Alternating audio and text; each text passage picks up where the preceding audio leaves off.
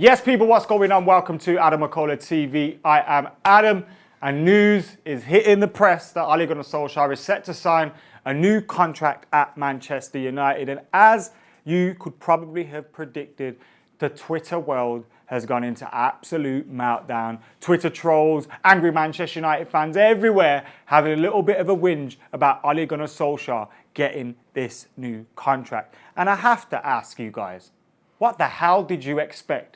Did you expect Manchester United to sack Ole Gunnar Solskjaer after this season? Did you expect Manchester United or Ole Gunnar Solskjaer to just end the relationship? Were they going to split up?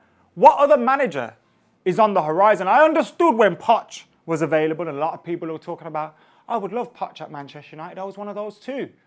But who immediately springs to mind as a possible replacement? Yet, after this campaign, and after last campaign, finishing third, being in second, continual improvements in the side, how people are still confused about Ole Gunnar Solskjaer signing the contract is beyond me. Now, what I would say is, maybe the timing of it, if he was to sign it this week, is a little bit of a weird one.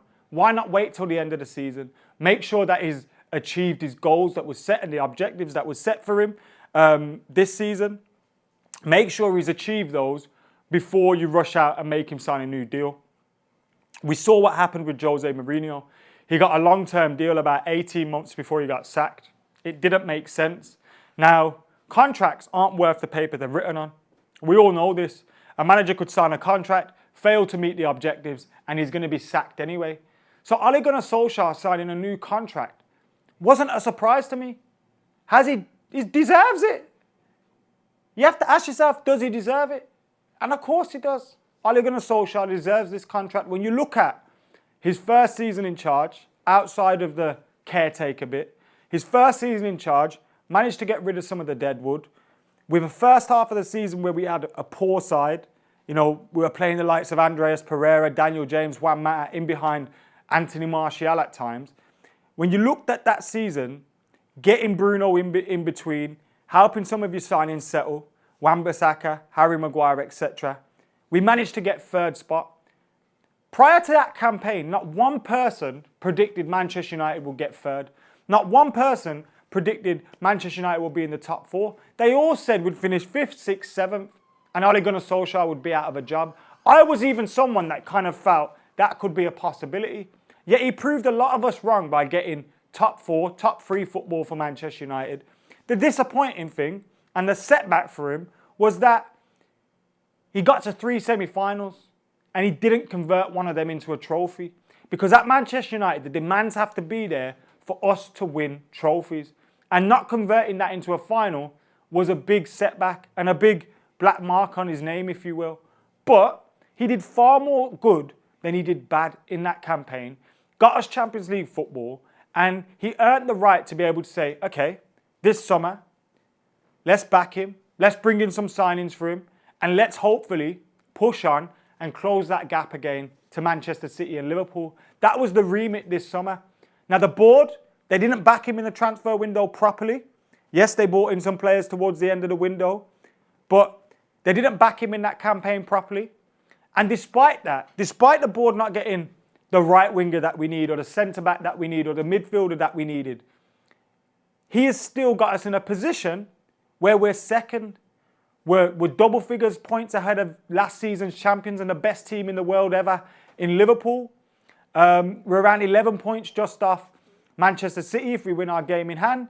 Now for Manchester United, that is not ideal. We don't want to be second. Second isn't a trophy. Second isn't a successful season. But in context, finishing second, finishing above Liverpool would be a very good season. Now, the campaign's not over. It could still go west. We could still end up finishing 5th. And that's why I think the timing of it is a little bit weird. And there's still trophies there to be played for. Contracts should be a reward at the end of a season. Or, sorting those kind of things out once the football has been played and the results are there to look at. So I understand those concerns about the timing. But thinking that he wasn't going to get a contract to me is mental. Especially when you look at the decisions that have been made as well.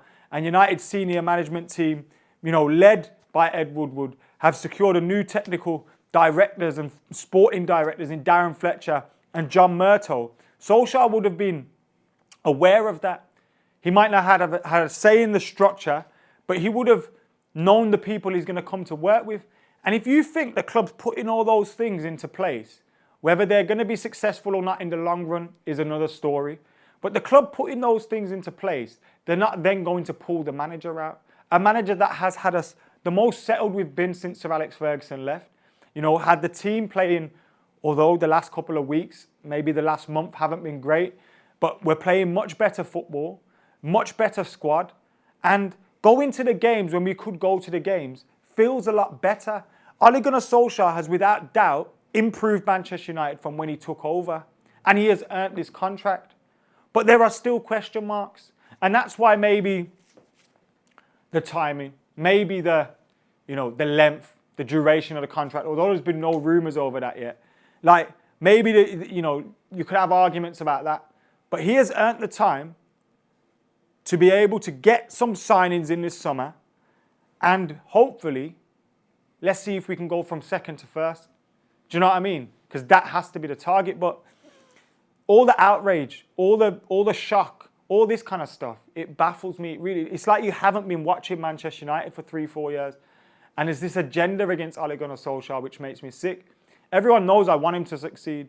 Everyone also knows I've had my doubts about him. But get behind the man and judge him for what he's done.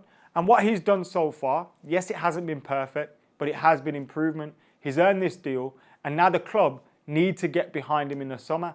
I already did a video about the Glazers last week where I said, I don't think this club are going to back him properly, or back the club properly, whatever the manager is, to be able to put us in a position to win trophies again or to expect to win trophies. We're relying on a minor miracle, really. But if we can back him in the summer, get the players that he wants, maybe this is the guy, to push us to that next level. Who knows? But he's earned the time and he's earned the deal. And to those that are going mad about it, I'll just ask myself, what the fuck did you expect? Like, what did you expect? I just don't get it. Anyway, get your thoughts in the comments below about the news surrounding or the rumours surrounding Ole Gunnar Solskjaer potentially signing a new contract worth £9 million a year.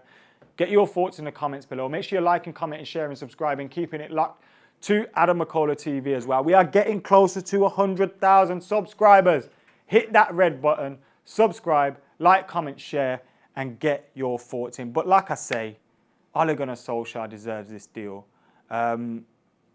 He doesn't deserve some of the abuse he gets from Manchester United fans, though. He really doesn't. He doesn't deserve that abuse. Get behind him, man. Whether you have doubts or not, get behind him. Enjoy the ride. Because if this man wins a trophy, do you know how? Oh, man. I can't even talk about the emotions. Anyway, get your thoughts in the comments below. We'll see you in a bit.